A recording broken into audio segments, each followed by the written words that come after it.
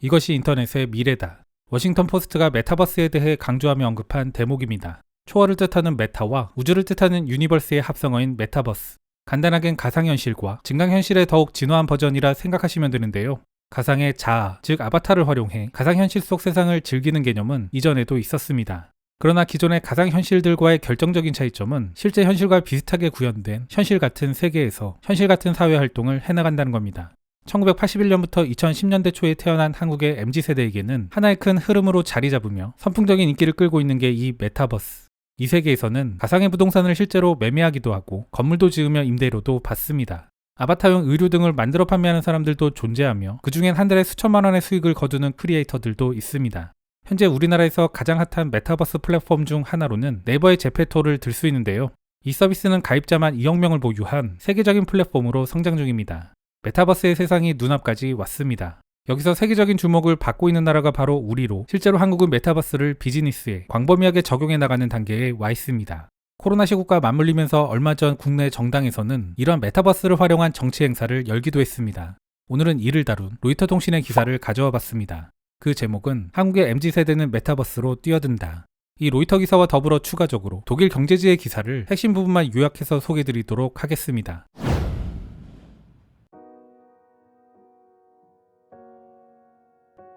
한국의 엔지니어 쇼는 최근 수백만 원에 매입한 땅으로 돈을 벌기 위해 큰 계획을 세우고 있다.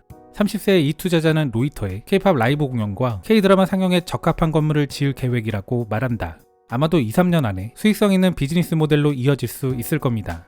그런데 이 건설 계획은 코로나로 인한 노동력 부족이나 비용 증가와 같은 방해를 받지는 않을 것이다. 쇼의 그랜드 프로젝트는 모두 블록체인 기반 가상세계 디센트럴랜드에 있기 때문이다. 메타버스는 세계 대부분의 사람들에게 아직 다가오지 않은 미래지향적인 예측에 불과하다.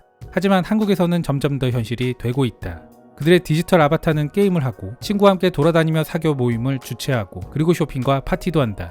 또한 수익성 있는 사업을 계획하기까지.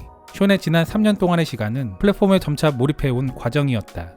사용자들은 가상현실 세계인 디센트럴랜드에서 실제 입장료를 받을 수 있는 나이트클럽과 같은 사업을 영위할 목적으로 토지를 매입한다. 현실 세계와 마찬가지로 비즈니스와 주변 커뮤니티의 성공은 이 가상 토지의 가치를 높일 수 있다.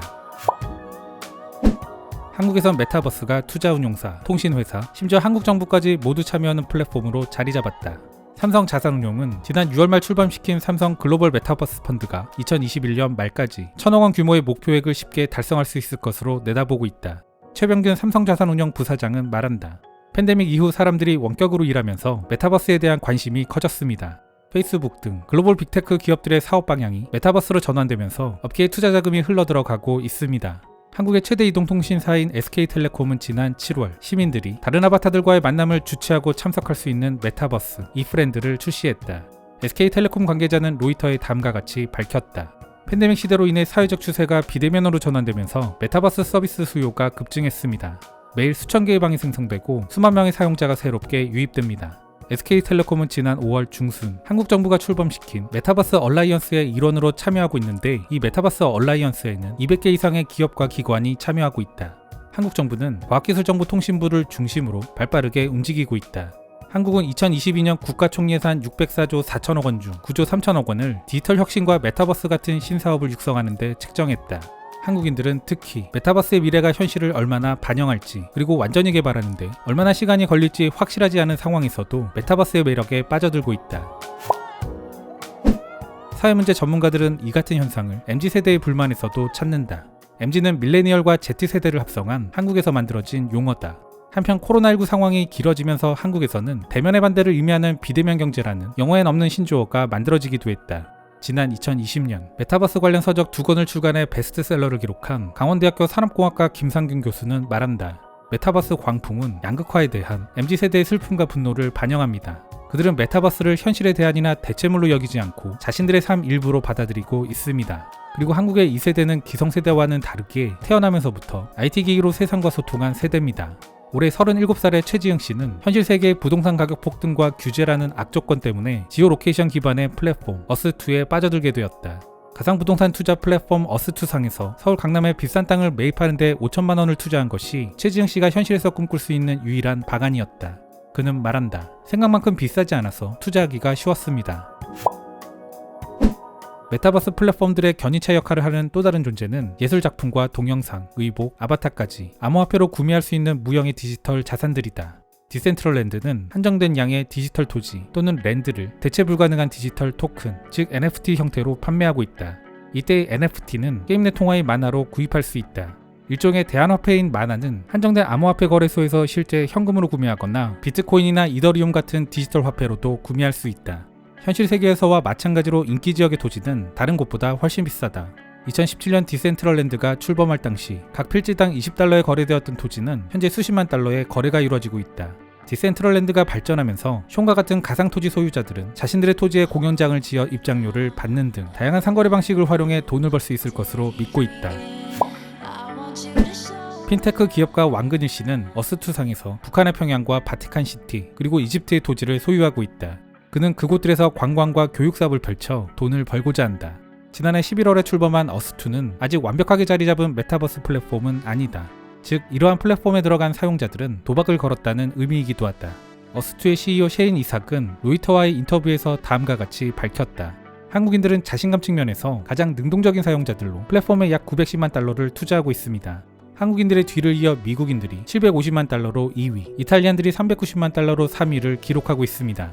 그런가 하면 디센트럴랜드 측은 최근 30일 동안 자신들의 플랫폼에 적극적으로 투자한 한국인들이 7,067명이라고 밝혔다.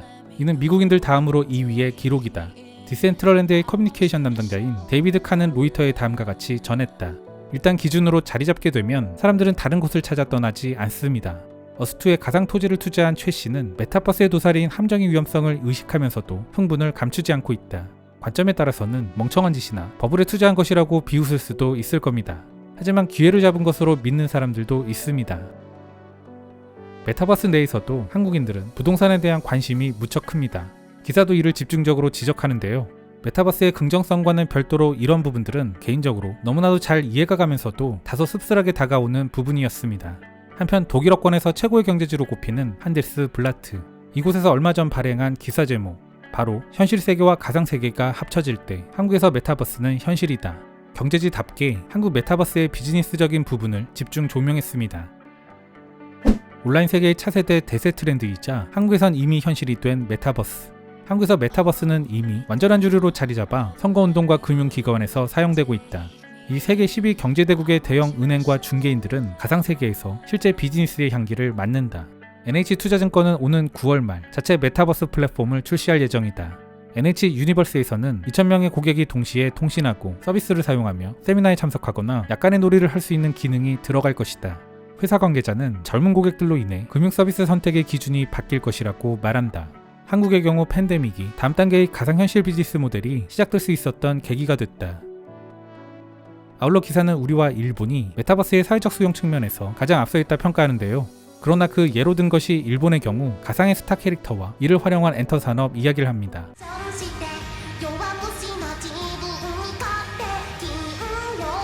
하지만 우리는 대중이 직접 활동하며 비즈니스에서 다양한 방향으로 응용되고 있다는 점을 이야기합니다.